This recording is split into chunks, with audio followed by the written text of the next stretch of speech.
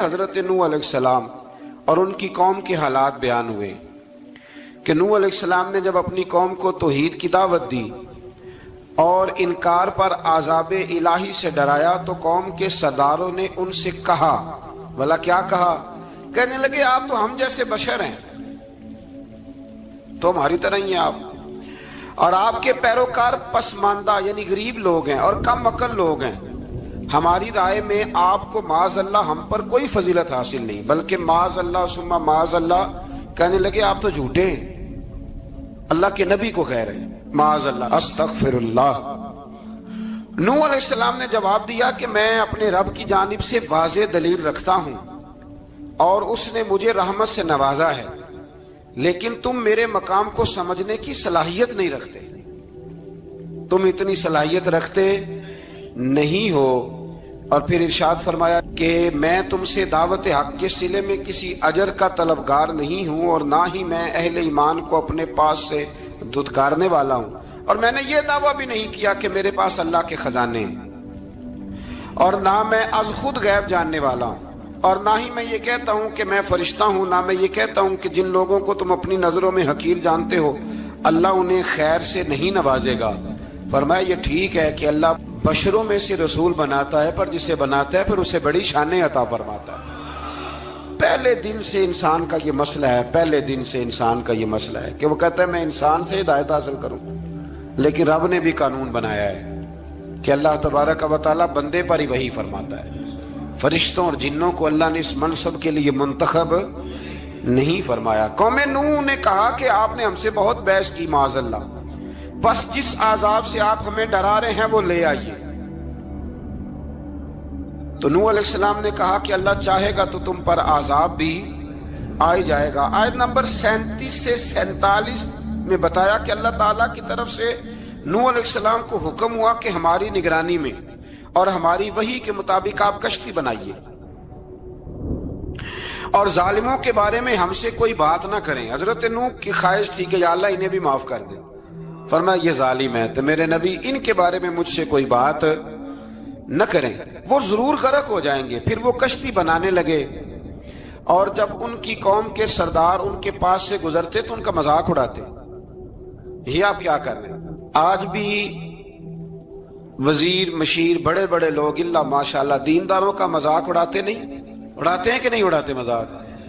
یہ کن کا طریقہ ہے؟ یہ تو قرآن مجید کہہ رہا ہے کہ حضرت نوح کی قوم جو کافر تھی ان کا طریقہ ہے اہل ایمان کا مذاق اڑانا۔ تو وہ مذاق اڑانے لگے۔ نوح علیہ السلام نے کہا کہ وہ وقت آنے والا ہے کہ جب تمہارا مذاق اڑایا جائے گا اور تمہیں پتہ چل جائے گا کہ رسوا کن عذاب کس پر آئے گا۔ اللہ تعالیٰ نے فرمایا جب ہمارا حکم عذاب آ پہنچا اور تندور ابلنے لگا، تندور سے آگ نکلا کرتی ہے، پانی نہیں نکلا کرتا، اور نوح علیہ السلام کی قوم پر جب عذاب آیا تو پانی تندور سے نکلا، تندور سے اللہ نے پانی نکالا، جہاں سے پانی نکلا نہیں کرتا، تندور ابلنے لگا۔ اللہ اکبر۔ تو اللہ تبارک و تعالیٰ نے فرمایا تو ہم نے نوح علیہ السلام سے کہا کہ آپ خود اور اپنے گھر والوں کے ساتھ اس کشتی میں سوار ہو جائیں، اور اہل ایمان کو بھی سوار کر لیں، اور ہر چیز کے جوڑے یعنی نر اور مادہ کو سوار کر لیں۔ اور ان کے ساتھ ایمان والے بہت کم تھے۔ حضرت نوح علیہ السلام دعائیں پڑھتے ہوئے سوار ہو گئے۔ پھر کیا ہوا؟ کشتی انہیں پہاڑوں جیسی موجوں میں لے جا رہی تھی کہ نوح علیہ السلام الگ کھڑے ہوئے اپنے بیٹے سے فرمانے لگے بیٹے ہمارے ساتھ کشتی میں سوار ہو جا اور کافروں کے ساتھ نہ رہو۔ اس نے یعنی نوح علیہ السلام کے بیٹے نے کہا کہ میں آپ کے ساتھ نہیں بیٹھوں گا، ابھی کوئی پہاڑ آئے گا تو میں پہاڑ کی پناہ لے لوں گا۔ اگر کسی نیک آدمی کا بیٹا کبھی غلط نکل آئے تو اس کا مطلب یہ نہیں کہ اس نے تربیت ٹھیک نہیں کی، ہاں یہ اعتراض چھوڑ دیں، اس لیے کہ نوح علیہ السلام کا بیٹا کافر ہو گیا، اور جب سیلاب نظر آیا تو اس سے کہا کہ آجا سوار ہو جا، تو کہنے لگا میں نہیں بیٹھوں گا، میں تو کسی پہاڑ کی پناہ لے لوں گا اور میں اس کے اندر چھپ جاؤں گا اور وہ پہاڑ مجھے پانی سے بچا لے گا۔ نوح علیہ السلام نے کہا آج اللہ کے حکم کے سوا کوئی بچانے والا نہیں ہے سوائے اس کے جس پر اللہ رحم فرمائے۔ پھر ان دونوں کے درمیان موج حائل ہو گئی، ایسے ایک موج اٹھی اور حضرت نوح کا بیٹا ڈوب گیا۔ اور جب حضرت نوح کا بیٹا ڈوبا، اللہ کی طرف سے حکم ہوا اے زمین اپنا پانی نگل لے، اے آسمان تھم جا، پانی خوش ہو گیا، اللہ کا فیصلہ نافذ ہو گیا اور کشتی کوہ جودی پر ٹھہر گئی۔ نوح علیہ السلام نے اللہ سے التجا کی، کیا میرے پروردگار میرا بیٹا اور میرے اہل سے ہے اور تیرا وعدہ سچا ہے کہ تم میرے اہل کو بچا لے گا؟ اللہ نے فرمایا نوح وہ آپ کے اہل میں سے ہے ہی نہیں، وہ آپ کے اہل میں سے ہے ہی نہیں۔ اہل میں سے وہ ہوگا جو آپ کے طریقے پہ چلے گا، جو طریقے پہ نہ چلے وہ نسل میں سے ہے ہی نہیں، وہ ختم ہو گئی بات۔ اللہ اکبر۔ اس کے اعمال ٹھیک نہیں، جس بات کی حقیقت کا آپ کو معلوم نہ ہو اس کے بارے میں سوال نہ کریں۔ تو نوح علیہ السلام نے اللہ تعالیٰ سے اپنی اس اجتہادی خطا پر مغفرت اور رحم کی دعا کی۔ پھر طوفان نوح تھم جانے کے بعد وہ سلامتی کے ساتھ اتر گئے۔ اجتہادی خطا میں نے ایک لفظ بولا ہے، یہ اجتہادی خطا کا مطلب یہ ہے کہ بعض اوقات انبیاء سے ایسی باتیں سرزد ہو جاتی ہیں کہ جو تعلیم امت کے لیے ضروری ہوتی ہیں، تاکہ لوگوں کو پتہ چل جائے کہ اللہ کی بارگاہ میں توبہ کیسے کرنی۔ اگر وہ لوگ توبہ نہ کرتے تو ہمیں توبہ کے طریقے سمجھ میں، یعنی ان سے اجتہادی خطا ہو گئی، کہنے میں کرنے میں کوئی ایسی بات ہو گئی جو بظاہر اللہ تعالیٰ کی رضا والی، تو فوراً معافی مانگ لیتے تھے۔ لیکن اب امتی اٹھ کے کہے کہ نبی گناہ گار ہے معاذ اللہ۔ حضرت آدم نے دعا مانگی تھی نا، ربنا ظلمنا انفسنا، اے اللہ ہم نے اپنی جانوں پر ظلم کیا، انہوں نے کہا تھا۔ تو اگر کوئی بندہ حضرت آدم کو ظالم کہے گا تو کافر ہو جائے گا، تو اگر وہ کہے کہ وہ تو خود کہہ رہے ہیں، ایک بندہ اڑ جاتا ہے کہتے ہیں تو خود کہہ رہے ربنا ظلمنا، تو خدا کے بندے وہ اللہ کے نبی ہیں، وہ رب سے کہہ رہے ہیں، وہ عاجزی کے طور پر کہہ رہے ہیں۔ کچھ لوگ اڑ جاتے کہتے ہیں خود حضور نے کہا ہے جی انا بشر مثلکم، میں تمہاری طرح کا بشر ہوں، خود نبی پاک نے کہا ہے۔ عجیب بیوقوف بندے ہو، نبی کریم تو کہہ سکتے ہیں پر امتی اٹھ کے نہیں کہہ سکتا۔ اس نے تو کہنا ہے وہ حبیب اللہ ہے، اس نے تو کہنا ہے وہ قیامت میں شفاعت کرنے والے ہیں، امتی نے تو کہنا ہے وہ سارے نبیوں کے سردار ہیں، وہ امام الانبیاء ہیں۔ امتی وہ لفظ ادا کرے گا جو اس کے بنتے ہیں۔ اب کوئی بندہ اٹھ کے کہہ دے، دیکھے نا ایک بہت بڑا عالم تقریر کرتے ہوئے کہے جی میں تو ان پڑھ آدمی ہوں، تو اس کا شاگرد کہے کہ استاد جی قسم اٹھائے ہاں آپ نے تقریر میں کہا نہیں میں ان پڑھ ہوں، آپ تو ان پڑھ ہے۔ تو یہ بات ادب ہے کہ بے ادبی ہے؟ چلیں اس سے آگے چلتے ہیں، یہ بھی ذرا مشکل سے سمجھ میں آئے گی، ایک اور بات جو جلدی سمجھ میں آ جائے گی۔ ایم این اے جب اعلان کرتا ہے، تقریر کرتا ہے، الیکشن لڑتا ہے تو کہتا نہیں میں قوم کا خادم ہوں، کہتے ہیں نا کہ میں قوم کا خادم سے آپ کیا کچھ کراتے ہو؟ سارے کام کراتے ہیں نا۔ خادم کو بندہ یہ بھی کہہ لیتا ہے کہ جھاڑو دے دے گلی میں، کہتے ہو کہ نہیں کہتے؟ تو اس نے بھی تو سپیکر میں کہا میں خادم ہوں، کہو اس سے کہ جھاڑو دے گلی میں آ کے، پھر پتہ کیا حال ہوگا؟ جھاڑو تو نہیں آئے گا اور ہو سکتا ہے کچھ ہے آ جائے۔ تو اس لیے اب کوئی بندہ کہے جی انہوں خود کہا ہے، تو ایک کچھ پوری جماعت ہے لوگوں کی جو بات کو سمجھتی نہیں، کہتے ہیں خود کہا ہے میں بشر ہوں، انہوں نے خود کہا میں غیب نہیں جانتا، انہوں نے خود کہا میرے پاس خزانہ کوئی نہیں، انہوں نے خود کہا میرے پاس کوئی شے نہیں۔ تو اس لیے آپ سمجھیں کسی کے لفظوں پر اگر آپ گرا لگا کے بیٹھیں گے تو پھر اس سے بے ادبی ہوگی۔ تو نوح علیہ السلام نے اللہ سے اپنی اجتہادی خطا کی معافی مانگی۔ اب حضرت نوح کو کوئی خطا کار کہے گا تو بہت بڑا مجرم بن جائے گا، اس لیے کہ وہ اللہ کے نبی ہیں۔ آیت نمبر 50 میں قوم عاد کا ذکر ہے اور ان کی طرف دعوت توحید دینے کے لیے اللہ تعالیٰ نے حضرت ہود علیہ السلام کو بھیجا۔ ہود علیہ السلام نے قوم سے کہا کہ میں تم سے کسی چیز کا اجر طلب نہیں کروں گا، میرا اجر میرے اللہ کی بارگاہ میں ہے، بس تم اپنے رب سے بخشش مانگو، پھر اس کی بارگاہ میں توبہ کرو، اللہ تعالیٰ تم پر موسلا دار بارش برسائے گا اور تمہاری قوت میں اضافہ فرمائے گا۔ قوم عاد نے دعوت حق کو رد کیا اور ایمان نہ لائے، بلکہ ہود علیہ السلام پر طنز کیا۔ وہ کہنے لگے کہ ہمارے تو معبودوں نے، ہمارے بتوں نے معاذ اللہ آپ کو پاگل بنا دیا ہے، آپ کو مجنون بنا دیا ہے، الٹا حضرت ہود کو کہنے لگے، اس لیے آپ ایسی باتیں کرتے ہیں۔ ہود علیہ السلام نے کہا میں اللہ کو گواہ بناتا ہوں اور تم بھی گواہ رہنا کہ میں تمہارے شرک سے بری ہوں اور میں اللہ پر توکل کرتا ہوں اور میں نے رسالت کا حق ادا کر دیا ہے۔ آیت نمبر 58 میں اللہ تعالیٰ نے فرمایا جب ہمارے عذاب کا وقت آ گیا تو ہم نے اپنی رحمت سے ہود اور ان کے ساتھ مومنوں کو نجات عطا کی۔ قوم عاد نے اللہ کی نشانیاں اور رسولوں کو جھٹلایا اور دنیا اور آخرت میں لعنت کے حقدار ہوئے۔ آیت نمبر 61 میں پھر سے حضرت صالح علیہ السلام اور ان کی قوم سمود کے حالات کو بیان کیا گیا۔ حضرت صالح نے کہا ہے میری قوم اللہ وحدہ لا شریک کی عبادت کرو، اس سے بخشش طلب کرو، اس کی بارگاہ میں توبہ کرو، اس نے تمہیں زمین سے پیدا کیا ہے، اس پر آباد کیا ہے۔ جواب دیا ہے صالح ہمارے آباء و اجداد کے معبودوں کی عبادت کو روکنے سے پہلے ہمیں آپ سے بڑی امیدیں تھیں، اور اب آپ ہمیں روکنے لگ گئے ہیں باپ دادا کے دین سے، لیکن اب ہمیں آپ کی دعوت کے بارے میں شکوک ہیں۔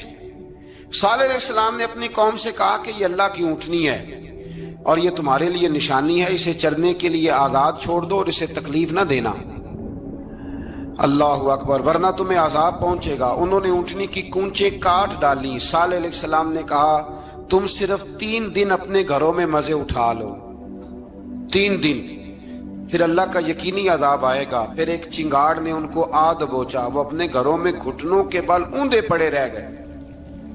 صرف صالح علیہ السلام ان کے ساتھ اہل ایمان اس عذاب سے بچے۔ یہ 3 قوموں کا ذکر ہو گیا، نوح علیہ السلام کی قوم کا بھی، ہود علیہ السلام کی قوم کا بھی، اور حضرت صالح علیہ۔ آگے اللہ تبارک و تعالیٰ نے آیت نمبر 69 میں اس بات کا بیان فرمایا کہ حضرت ابراہیم علیہ السلام کے پاس فرشتے بشری شکل میں آئے، انسانی شکل۔ انہوں نے اجنبی مہمانوں کے لیے بچڑے کا بھونا ہوا گوشت تیار کرایا۔ آپ یقین کریں کچھ باتیں لوگ ایسی بیان کرتے ہیں کہ جن کو نہ سن کے بندے کا دل کرتا ہے کہ اس بندے کو بتائیں کہ یار یہاں تو دین سارا پڑھ۔ ایک صاحب مجھے کہنے لگے جی میں ایک پیر صاحب کے پاس گیا تھا تو بڑی مرغن غذائیں تھیں، انہوں نے میری بڑی خدمت کی پر مجھے نہیں اچھا لگا، پیروں کو چاہیے سادی روٹی رکھیں۔ میں کہ تو پیراں واسطے لسٹ بنا خاں انہوں نے کس طرح نہ ہونا چاہیے۔ یہ بہت بڑی مصیبت ہے، اگر آپ سادہ کھانا کھلا دیں تب بھی اعتراض ہے، اچھا کھلا دیں کہنے رولا ہے کوئی پیر چوکھے مالدار، دونوں طرف سے مسئلہ۔ تو کہنے لگا جی نہیں پیروں کا کیا کام ہے، وہ کڑائیاں اور وہ سارے۔ تو پھر میں نے انہیں کہا کہ آپ اس طرح کریں گھر جا کے نا تو 12ویں سپارے کی تلاوت کریں۔ حضرت ابراہیم نے اپنے مہمانوں کے لیے بھونا ہوا کھانا تیار فرمایا تھا۔ تو آپ کیا کہیں گے کہ حضرت ابراہیم درویش نہیں تھے؟ عجیب بات ہے بھائی، آپ ہر بات میں اڑ جاتے ہیں۔ دین ہم نے وہ لینا ہے جو اللہ کا قرآن ہمیں دیتا ہے اور رسول اللہ کی حدیث ہمیں دیتی ہے۔ جب انہوں نے دیکھا کہ مہمان کھانے کی طرف ہاتھ نہیں بڑھا رہے تو ان کو ڈر محسوس ہوا حضرت ابراہیم کو۔ فرشتوں نے کہا کہ ہمیں قوم لوط علیہ السلام کے عذاب کے لیے بھیجا گیا ہے۔ حضرت ابراہیم کی بیوی کھڑی تھی، اس پر وہ مسکرائیں تو فرشتوں نے اللہ کی طرف سے انہیں حضرت اسحاق علیہ السلام اور اس کے بعد حضرت یعقوب علیہ السلام کی بشارت عطا۔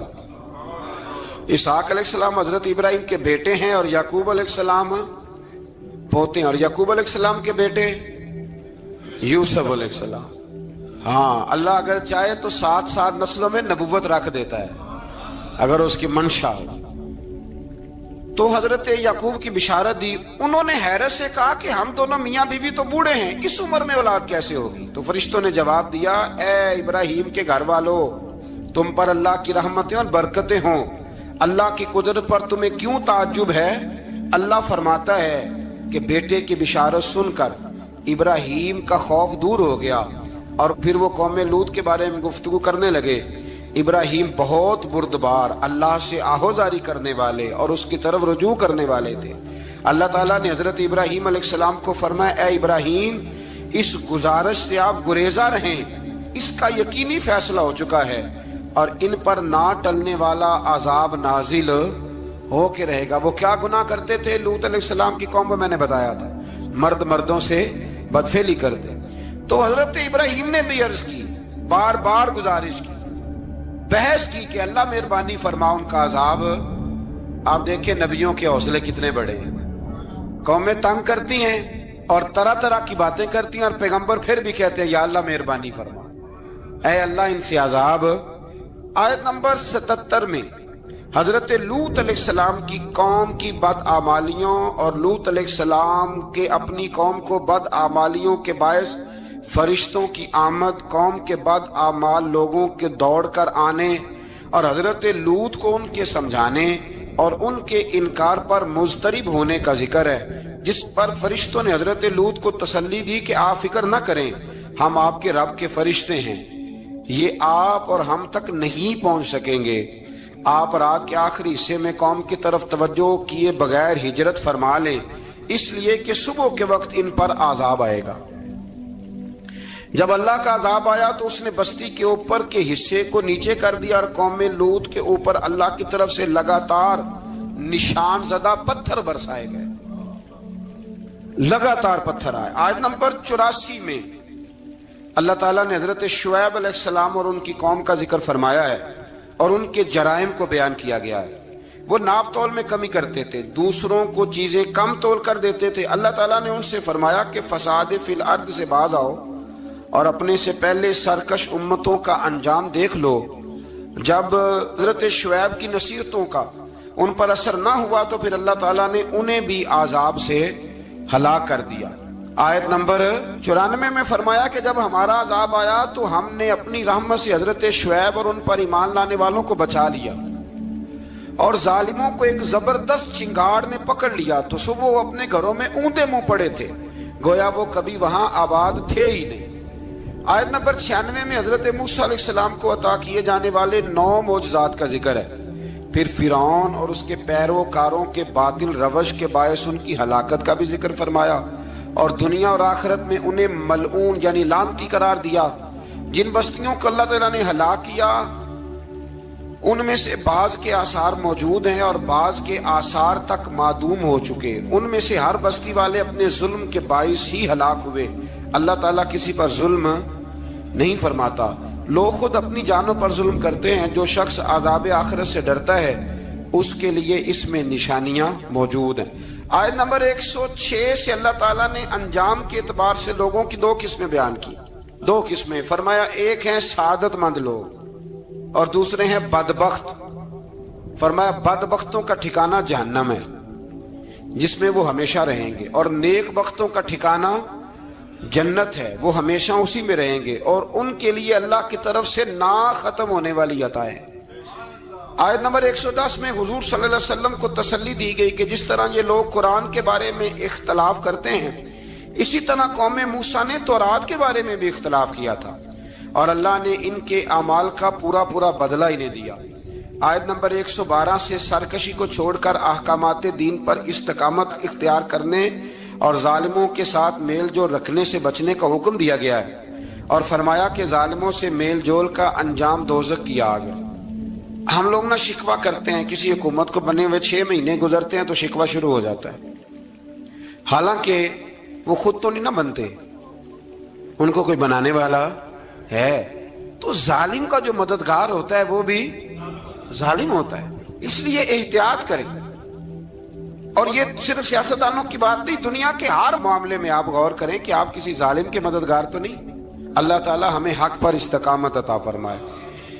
آیت نمبر 114 میں دن کے دونوں طرفوں میں اور ابتدائی رات کے کچھ حصے میں اللہ تعالیٰ نے نماز قائم کرنے کا حکم دیا ہے۔ رات کے کچھ حصے میں بھی نماز پڑھنی چاہیے، اور یہ بھی بتایا کہ بے شک نیکیاں گناہوں کو مٹا دیتی ہیں، اور یہ نصیحت قبول کرنے والوں کے لیے نصیحت ہے۔ آیت نمبر 120 میں اللہ تعالیٰ نے فرمایا کہ ہم آپ صلی اللہ علیہ وسلم کو رسولوں کی تمام خبریں آپ کے دل کی تسکین اور تقویت کے لیے بیان کرتے ہیں، اور ان میں مومنوں کے لیے نصیحت اور عبرت ہے کہ ان ساری باتوں سے عبرت پکڑ لو۔ بچہ صرف وہی جو اللہ کے نبیوں کے طریقے پہ چلا اور نبیوں کے ساتھ رہا، باقی بچ سکے نہیں۔ اللہ تعالیٰ کی طرف سے توحید و رسالت اور وقوع قیامت کے دلائل بھی ہیں۔ آیت نمبر 123 میں فرمایا کہ آسمانوں اور زمینوں میں سب غیب اللہ ہی کے ساتھ مختص ہیں، اور ہر کام اسی کی طرف لوٹایا جاتا ہے۔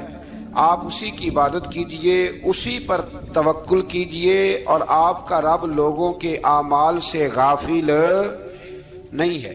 اسی بارے میں آگے سورۃ یوسف شروع ہو رہی ہے۔ اس کو اللہ تعالیٰ نے کہا ہے کہ یہ بڑا پیارا قصہ ہے، احسن القصص کا، قصوں میں سونا قصہ۔ تو یہ کچھ 12ویں پارے میں اور کچھ 13ویں پارے میں ہے۔ میں نے یہ ارادہ کیا ہے کہ یہ ایک ہی دن پوری بیان کی جائے۔ قوم سبت کا ذکر فرمایا اللہ نے۔ ہفتے والے دن کچھ لوگ نافرمانی کرتے، ہمارے بھی ہیلے بہانے ہیں نا آج کل کاروبار میں، تو اسی सिपारे की आयत नंबर 65 के अंदर अल्लाह ताला ने हजरत दाऊद की कौम का जिक्र किया कि अल्लाह ने उन्हें हुक्म दिया था कि हफ्ते वाले दिन मछलियां नहीं पकड़नी। तो वो कहते थे चलो हाथ लगा के नहीं पकड़नी, हाथ लगा के।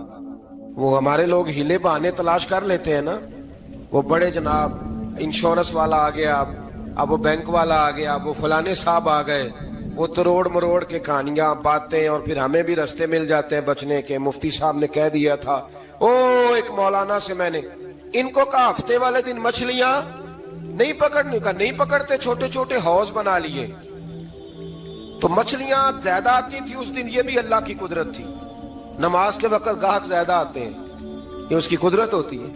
तो वो मछलियां हौज में जमा हो जाती हैं। यूं समझ लें कि जाल इन्होंने लगा लिए हुए थे, तो जाल में वो फंसती रहती थी, हौजों में आती रहती थी।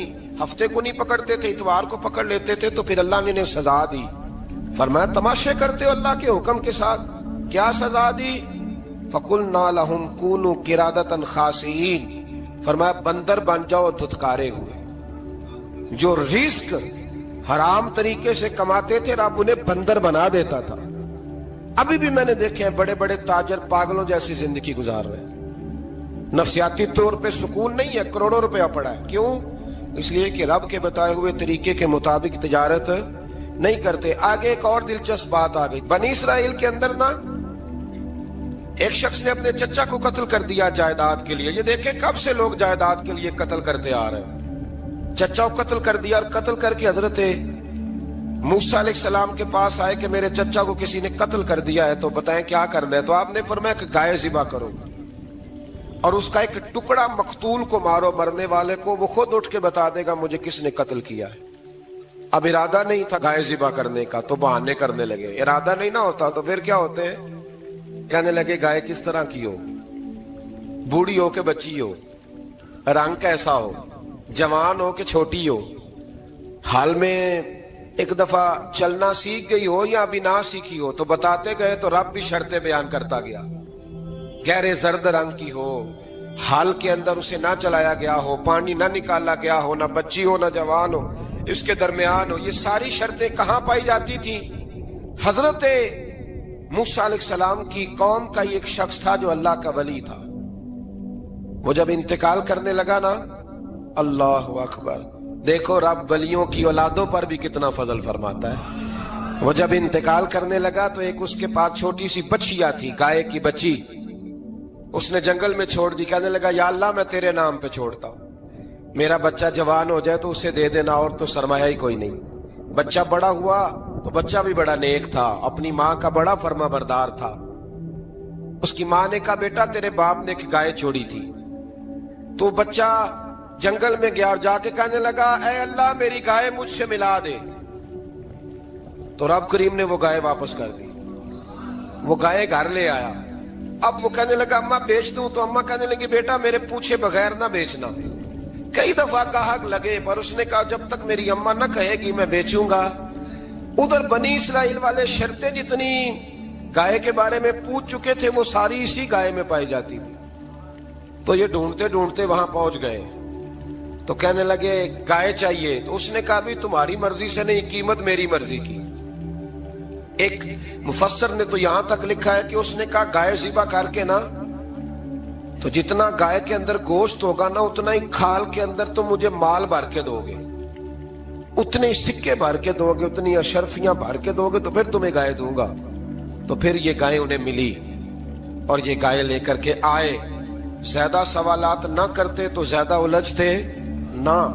हम भी दीन के मामले में बड़े सवाल जवाब करते हैं, उतना सवाल करें जितनी उसकी जरूरत है। इन लोगों ने सवालात ज्यादा किए तो फिर उलझ ज्यादा गए। तो मेरे भाई इसका जिक्र भी अल्लाह तबारक व तआला ने पहले पारे के अंदर बयान फरमाया। फिर अल्लाह करीम ने फरमाया कि कुछ ऐसे लोग भी हैं यहूदियों में से जिनका दावा हो गया है कि हम अल्लाह के बड़े प्यारे हैं। फरमाया ये सिर्फ उनके मुंह की बातें, ये तो क़यामत में पता चलेगा ना कि अल्लाह का प्यार किसके साथ ज्यादा है। और फिर ये भी यहूदियों ने दावा किया है। इसी पारे में अल्लाह फरमाते हैं कि इनका दावा है कि हम अल्लाह के बड़े प्यारे हैं, जन्नत में हम ही जाएंगे। तो अल्लाह फरमाते हैं फिर मरने की दुआ तो करो, जन्नत में तो मर के जाना है ना। लेकिन रब फरमाते हैं ये कभी मरने की दुआ نہیں کریں گے، اس لیے کہ انہیں پتہ ہے کہ ہم نے آخرت کے لیے کیا بھیجا۔ لیکن جی پہلا حکم آ گیا یا ایھا الذین آمنوا کہہ کے، پہلی آیت قرآن پاک کی پہلے سپارے میں پہلی آیت جس میں اللہ نے کہا یا ایھا الذین آمنوا، تو پہلا حکم آمنوا کہہ کے آیت نمبر 104 میں جو اللہ نے حکم دیا ہے نا، وہ نبی پاک کی تعظیم کا حکم ہے۔ پہلا حکم ہی اللہ نے حضور کی عزت اور ناموس کا ارشاد فرمایا۔ پہلا اس ترتیب کے لحاظ سے وہ ہوا یہ کہ جب نبی پاک کو بات ارشاد کرتے تو صحابہ کرام اٹھ کے عرض کرتے رائینا یا رسول اللہ، حضور سمجھ نہیں آئی ذرا رعایت کر دے۔ تو یہودیوں کی عبرانی زبان کے اندر نہ ذرا کھینچ کے پڑھتے تھے رائینا، تو اس کا معنی بنتا تھا معاذ اللہ اے ہمارے چرواہے، بکریاں چرانے والے کو بھی وہ رائینا کہتے تھے۔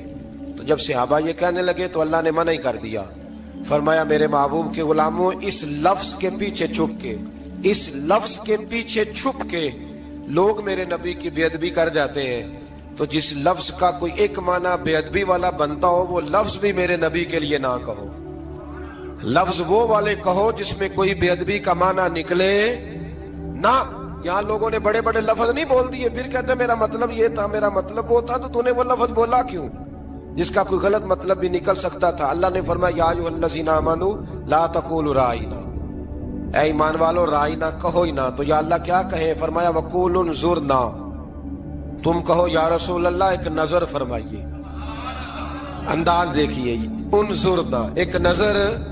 تو ہمارے بزرگ تو پہلے ہی بڑے پیار والوں نے کہہ دیا یا رسول اللہ انظر حالنا، کہتے کہاں سے لاتے ہو جملے؟ میں نے کہا اللہ کی کتاب سے، یا رسول اللہ انظر حالنا یا حبیب اللہ اسمع قالا، تو تم کہو انظرنا محبوب نظر کرم کرے، واسمعوا، اور کیا ضرورت ہے دوبارہ پوچھنے کی؟ اللہ کہتا ہے پہلے ہی دھیان سے سنا کرو، پہلے ہی واسمعوا، پہلے ہی احتیاط سے سنو، وللکافرین عذاب علیم، اور کافروں کے لیے دردناک عذاب ہے۔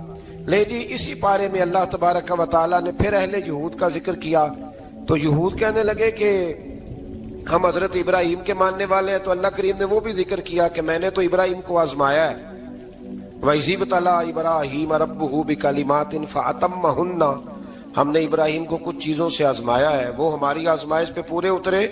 قَالَ إِنِّي جَاعِلُكَ لِلنَّاسِ إِمَامًا، تو پھر ہم نے انہیں کہا کہ ہم آپ کو پوری دنیا کا امام بنائیں گے۔ وہ آزمائش کیا تھی؟ آگ میں جانا بھی آزمائش، بیٹے کا نہ ہونا بھی آزمائش، بیٹا ہوا تو پھر اسے وادی غیر ذی زرع ان میں چھوڑ کے آنا بھی آزمائش، بڑا ہوا تو پھر ذبح کرنا بھی آزمائش۔ فرمایا جہاں جہاں آزمایا ہے نا، ابراہیم ہماری آزمائش میں پورے اترے۔ فرمایا تم مفت میں حضرت ابراہیم کی اولاد بنتے ہو اور ان کا نام لیتے ہو اور ان کے ساتھ اپنا تعلق بناتے ہو، دیکھو تو صحیح وہ کتنی آزمائشوں سے گزرے۔ تو اس کا بھی اللہ نے اسی میں ذکر فرمایا۔ اور پھر وہ بات کرتے تھے حضرت یعقوب کی اور حضرت اسحاق کی، تو فرمایا وہ تو ہمارے اتنے خاص بندے تھے کہ وصال کا وقت بھی انہوں نے اپنی اولادوں کو نصیحت فرمائی تھی کہ اللہ کی توحید پہ قائم رہنا، اس کا ذکر بھی اللہ نے اسی پارے میں بیان فرمایا۔ اور جو حضرت ابراہیم اور جناب اسماعیل نے کعبہ تعمیر کیا تو اس کا ذکر بھی اللہ تعالیٰ نے اسی بارے میں فرمایا۔ فرمایا جب وہ کعبہ بنا رہے تھے تو کہہ رہے تھے ربنا تقبل منا، کہہ رہے تھے اے اللہ بنا ہم نے دیا ہے پر مہربانی فرما ہم سے قبول فرما لے۔ تو جو آیہ کریمہ آخر میں عرض کرنا چاہتا ہوں اس پر بھی تھوڑی توجہ فرمائیں گے تو بات بڑی نکھر کے باہر آئے گی۔ یہ 16ویں رکوع کے اندر اللہ نے پھر یہود کا اور عیسائیت کا ذکر فرمایا، تو اللہ کریم نے ایک بات ارشاد فرمائی، یہودیوں کے ہاں جب کوئی بچہ پیدا ہوتا تھا پیلے رنگ کے ساتھ اس کو رنگتے تھے، یا کوئی خاص رنگ تھا ان کا، بچہ پیدا ہوتا تو اس پر وہ رنگ چڑھاتے کہ یہ جی ہمارے مذہب کا رنگ ہے۔ ہمارے ہاں بھی رسمیں ہیں نا اپنی اپنی، معاذ اللہ اپنی اپنی نہیں ہونی چاہیے، اللہ رسول کا حکم ہونا چاہیے۔ تو یہودیوں کے ہاں بچہ پیدا ہوتا تو ایک خاص رنگ چڑھاتے، عیسائیوں کے ہاں پیدا ہوتا تو وہ بھی ایک خاص رنگ چڑھاتے۔ تو مسلمانوں کے ہاں بچے پیدا ہوئے تو انہوں نے بھی توجہ کی کہ یہ کیا ہو رہا ہے، تو رب کریم نے فرمایا صبغۃ اللہ، رنگ اللہ کا ہی ہے۔ ومن احسن من اللہ صبغہ، اور فرمایا اللہ کے رنگ سے زیادہ خوبصورت کس کا رنگ ہو سکتا ہے؟ اللہ کا رنگ کیا ہے؟ لا الہ الا اللہ محمد رسول اللہ صلی اللہ علیہ. فرمایا نیلے پیلے کالے رنگ نہ چڑھاؤ، اپنے ذہن پر توحید و رسالت کا رنگ چڑھاؤ. یہ سب سے بہترین رنگ ہے. اگر تمہارے ذہنوں پر رب رسول کی توحید کا رنگ چڑھ گیا تو یہ وہ والا رنگ ہے، پھر تمہیں کسی اور رنگ کی طرف جانے کی ضرورت نہیں پڑے گی.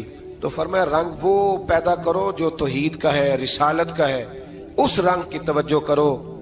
قرآن مجید کے اس پارے میں اللہ کریم نے مختلف باتیں بیان کر کے آخری رکوع میں یہ جو رنگ کا ذکر فرمایا نا، تو یہ لگتا ہے پورے پارے کا خلاصہ ہے کہ رب کریم نے فرمایا اصل بات یہ ہے کہ تمہاری سوچوں پہ رب رسول کی توحید و رسالت کا رنگ ہونا چاہیے.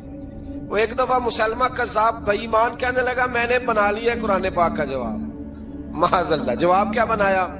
وہ سورت ہے نا القاریہ تم القاریہ وما ادراک ما القاریہ، کھڑکھڑانے والی کیا ہے، کھڑکھڑانے والی تمہیں کیا پتا کیا ہے کھڑکھڑی، قیامت کا ذکر ہے. کہنے لگا میں نے اس جیسی صورت بنا لیا. تو کیا بنایا؟ الفیل ملفیل وما ادراک ما الفیل. کہنے لگا ہاتھی، تمہیں کیا پتا کیا ہاتھی، تم کیا جانو کیا ہاتھی. تو پاس جو اس کے اپنے بیٹھے تھے نا چیلے، وہ کہنے لگے چپ کر جا، سارے زمانے کو پتا ہاتھی کیا ہوتا ہے.